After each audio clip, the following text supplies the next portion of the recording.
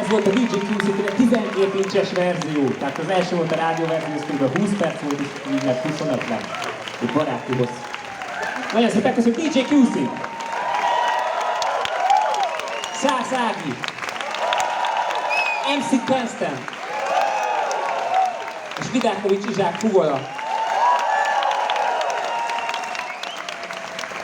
És ilyenkor szokott jönni ez a pont, hogy elkezdjük ráadásul keresni a füzeteknek, hogy hány ember írta bele a nevét, de ez most nem lesz, mert hogy itt vannak a beatboxos barátaink, mert hogy az szokott egyébként ilyenkor következő, hogy fogadjátok szeretettel Nagy Kristófot, és barátait, akik egy kicsit beatboxolnak, és aztán jövünk vissza Harcsa Veronikával is. Andy Heckler. Yes! Egy nagy tapsot a srácoknak!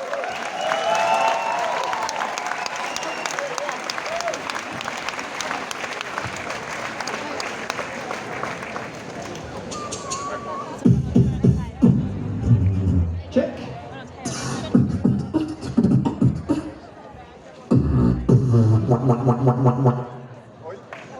Fú, hát ez most nem is tudom, hogy kezdek érteni.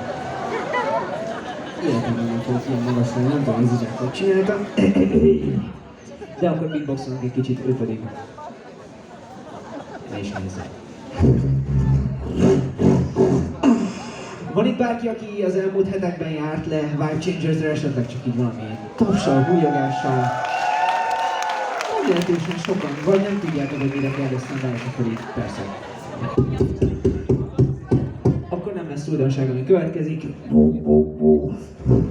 3 idióta, 3 mikrofon, semmi effekt. From the human mouth. Roll. Yeah.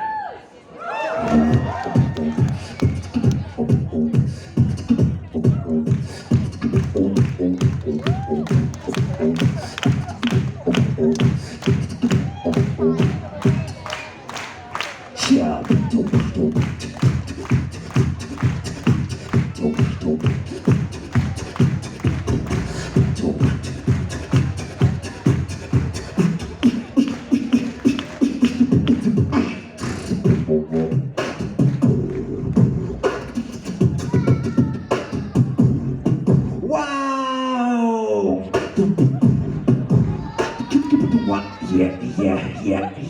Yeah.